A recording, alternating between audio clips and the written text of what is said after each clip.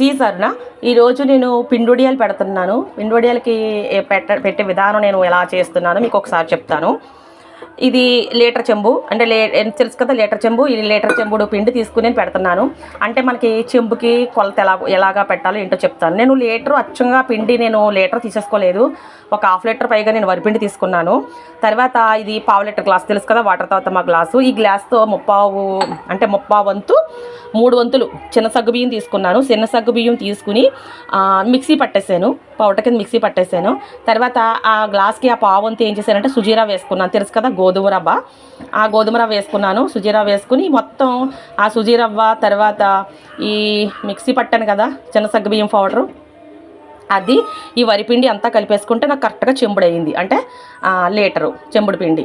ఈ చెంబుడు పిండికి ఏం చేశారంటే 6 చెంబుల నీళ్లు ఇలాగా వెడల్పాంటి గిన్నెలో అంటే దళసరి గిన్నెలో బాగా దళసరి గిన్నెలో మనకి పూర్వం ఉంటాయి కదా ఇలాంటి గిన్నెలో మనం ఎసరు పెట్టుకున్న తర్వాత మరిగేటప్పుడు ఉప్పు వేసాను.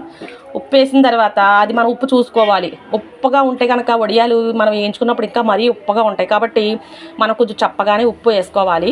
అందులోని మేము కొంచెం తక్కువ తింటాం కాబట్టి నేను మరీ తక్కువ వేసాను. అది మీరు పూసుకుని మీకు కన్సిస్టెన్సీ బట్టి మీరు వేసుకోండి.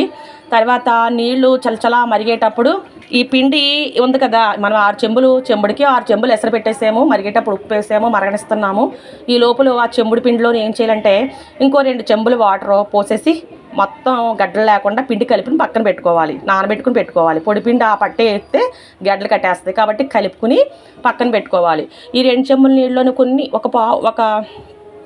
ఒక చిన్న గ్లాసు నీళ్ళు పక్కన పెట్టుకోండి. ఎందుకంటే ఆ గిన్నె పిండి అంతా కలిపి పెట్టుకుంటాం కదా. ఆ పిండి మళ్ళీ వాటర్లో పోసిన తర్వాత ఆ గిన్నె కొంచెం నీళ్ళు అలా పోయడానికి ఉంటుంది కదా.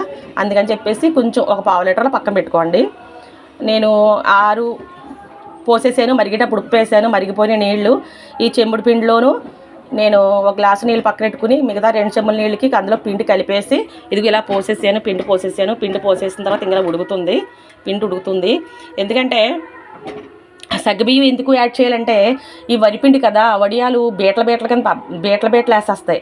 ఆ బీట్ల వేస్తే అలాగా మనం వడిని తీసినప్పుడు కూడా ఇరిగిపోతుంది, అందంగా ఉండదు, షేప్ కూడా పాడవుతుంది. కాబట్టి మనం ఇలాగా ఇది కొంచెం బైండింగ్ అంటే కొంచెం స్టిఫ్గా ఉండడానికి దాన్ని పట్టుకుని ఉండడానికి వడి ఇడిపోకుండా ఆ బీట్లో ఆయకుండా ఉండడానికి మనం ఈ సగ్గుబియ్యం యూజ్ చేస్తాం. అంతేకాకుండా కొంచెం మంచి టేస్టీగా ఉంటాయన్నమాట, అంటే గుల్లగా వస్తాయన్నమాట.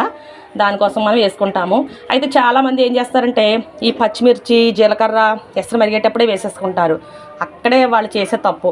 అలా వేస్తే ఏమవుతుందంటే వడియాలు నల్లబడిపోతాయి. వేయించుకున్నా కూడా నల్లగా కొంచెం మరీ తెల్లగా ఉండవు. మరి మల్లె పువ్వులాగా తెల్లగా ఉండాలంటే ఏం చేయాలంటే ఈ పిండి మనం బాగా మరిగేటప్పుడు ఇంకా చిక్కబడుతుంది అనగా మనం అప్పుడు వేసుకుంటే కొంచెం ఒక 10 నిమిషాలకు దింపేస్తాం అనగా మనం వేసుకుంటే సరిపోతుంది. నేను ఎవరైనా అయితే ఈ చెంబుడు పిండికి 20 పచ్చిమిరకాయలు వేసుకుంటారు. నేను కారం తక్కువ తింటాం కాబట్టి నేను 10 పచ్చిమిరకాయలు నూరుకుని పక్కన పెట్టుకున్నాను. ఇలా మొయ్యంగా జీలకర్ర మన ఇష్టం. అంటే నేను ఒక ఇలాగ ఒక దోసుడు వేస్తాను. అది మన ఇష్టం ఎంత వేసుకున్నా. ఈ 2 కూడా నేను ఇంకా దింపే ముందు ఒక 5 నిమిషాలకి 10 నిమిషాలకి దింపేస్తున్నాం అనగా నేను వేస్తాను, సరిపోతుంది. ఎందుకంటే బాగా హీట్ ఎక్కిపోయి బాగా కాగి ఉంటుంది కదా ఇది. ఈ పిండితోనూ ఇలా వేయగానే అలా ఉడికిపోతాయన్నమాట పచ్చిమిరకాయ ముక్కలు కూడా. బాగా చల్లారి పెట్టుకున్న తర్వాత మనం వడియాలు పెట్టుకోవాలి. పేపర్ మీద అదే మైకా షీట్ మీద పెట్టుకుంటే కనుక పాలిథిన్ షీట్ ఉంటాయి కదా, ఆ షీట్ మీద పెట్టుకుంటే కనుక బాగుంటుంది. మనకు కొంచెం చిక్కగానే ఇది ఉడకబెట్టుకుంటే బాగుంటుంది. అలాగని చెప్పేసి మళ్ళీ గరిటెతో ఇలాగా వేసి ఇలా ఒత్తితే బాగోదు. అలా వేసి వదిలేస్తేనే బాగుంటుంది. అది ఆరిన తర్వాత మనకి చిన్నవి అయిపోతాయి. కాబట్టి పెట్టుకున్నప్పుడే కొంచెం మనం మందంగా పెట్టుకుంటే మనం వేయించుకున్నా కానీ బాగుంటుంది. లేదంటే మరీ అల్పంగా ఇలా వేయించుకున్నప్పుడే చేతిలోనే పొడిమైపోతాయి వడియాలు. తెలుసు కదా పిండి వడియాలు.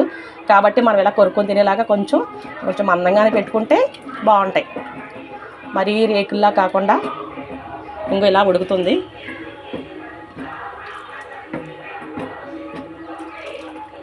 చిక్కగా ఉడకాలి. చిక్కగా ఉడికిన తర్వాత అప్పుడు వేస్తాను.